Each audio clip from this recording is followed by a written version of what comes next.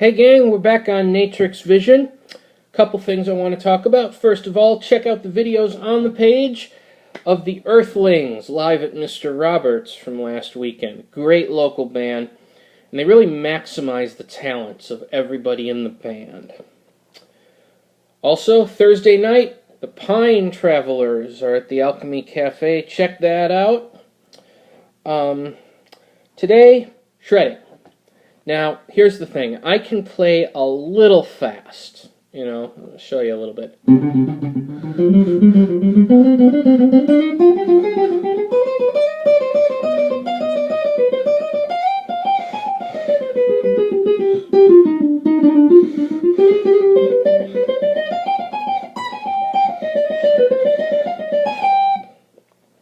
That's C harmonic minor. I've been playing around with that a lot lately. Anyway, I want to encourage people to make all kinds of music, whatever it is that they like.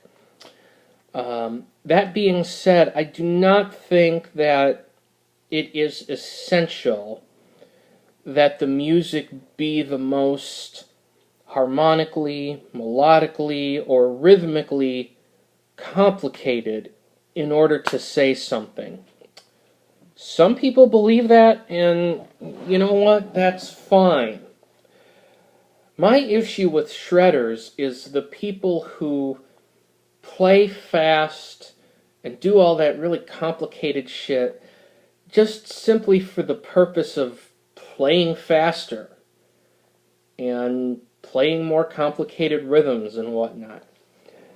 And what that really does is it distracts from making a musical statement. Now, there are some shredders who I think play really, really fast, but also they don't forget that they're making music. And I'd like to talk about a few of those guys today. First guy that comes to mind right off the bat is Eric Johnson.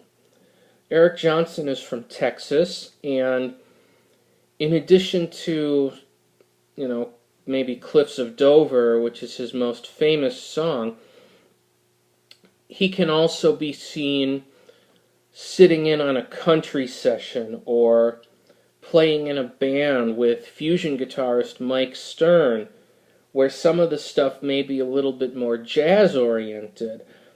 He really has absorbed other styles of music and incorporates that sense of musicality into his own compositions.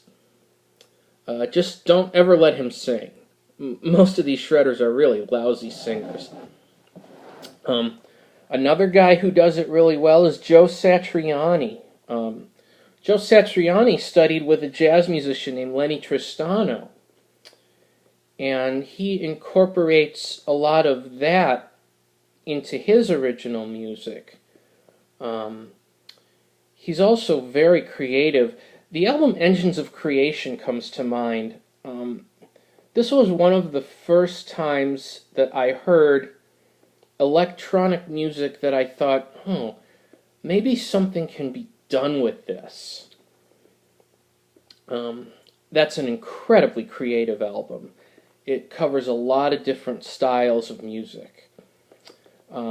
Steve Vai does it sometimes too. The song For the Love of God off of Passion and Warfare is absolutely brilliant. I mean, he really digs in and plays some great melodic stuff on that song. And also, of course, The Audience is Listening, which is hilarious. And yes, humor does belong in music. It's not all serious. You have to have fun with it, otherwise you're screwed.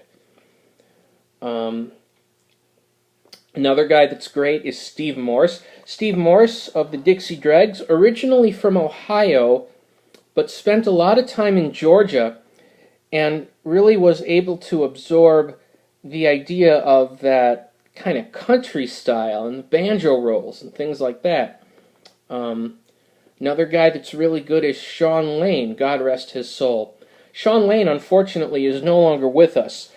but he was a really scary guy when it came to playing the guitar. Everything that you think of as a sweep-picking lick, he played alternate style. And he still maintained a nice, smooth, legato kind of sound when he did it. He also was very heavily influenced by Indian music, and there's some videos on YouTube of him doing that. The other players that really come to mind when I think of great shredders are jazz and fusion players. A guy like John McLaughlin. John McLaughlin, great British guitar player, strictly alternate picking, and I gotta say, the guy is like 75 years old, and over the last 10 years, he's probably made the best music of his entire career. Another guy that's really interesting, actually, is Allan Holdsworth. Now, the thing about Holdsworth is that it's not so much his picking that separates him, because he doesn't actually pick a whole lot of the notes when he plays, especially when he does faster stuff. He does this kind of economy style of picking where he doesn't pick every single note, and it's this very legato sound. What separates Allan Holdsworth is the control that he has in his fretting hand. And also his musical concept and this whole idea. I basically think of Allan Holdsworth as a bop player. The distortion that he puts on the guitar, I think, gets him, a much edgier, much brighter kind of sound than most jazz players. And he is a fusion player, but if you really listen hard and check out his licks, it really just sounds like bop to me. So he's definitely one to check out. And there's countless others. I mean, Al Di Meola is obviously fantastic. He does the fusion thing. But the thing about fusion players is that they've absorbed jazz and jazz concepts. And jazz players, when they play, it doesn't matter if they're playing giant steps or body and soul or whatever. They're playing music. And then, you've got your flamenco players. Carlos Montoya, Paco de Lucia, guys like that. And they do it fingerstyle, which is really, really frightening.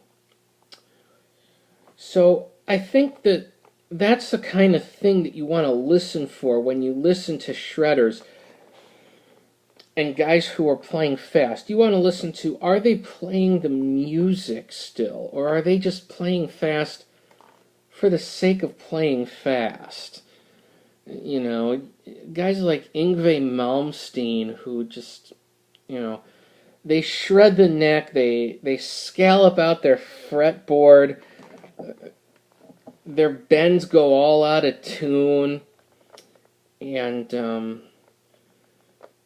they do these sweep picking licks all over the place, and it's just for the sake of playing fast. And then Yngwie has the wall of Marshalls because, God forbid, somebody should put his amp through a wedge monitor and, actually utilize the PA system that is there, for the band's benefit. That kind of shit, I'm just not into. I really don't understand it because I don't get any inherent musical value out of it. Alright, that's my story for this week, and I'm sticking to it. Next time, sweep picking, and we are going to talk about the guy that is leading the charge with sweep picking, a great fusion player, the Thunder from Down Under, Mr. Frank Gambale. And I will show you where sweep picking really comes from, because it's not from shredding, it's from jazz. And we'll have some more fun.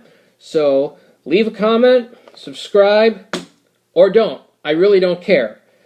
I'm still going to keep making these videos either way, because it's just me and my iPad, and that's how this is going to go. Peace out.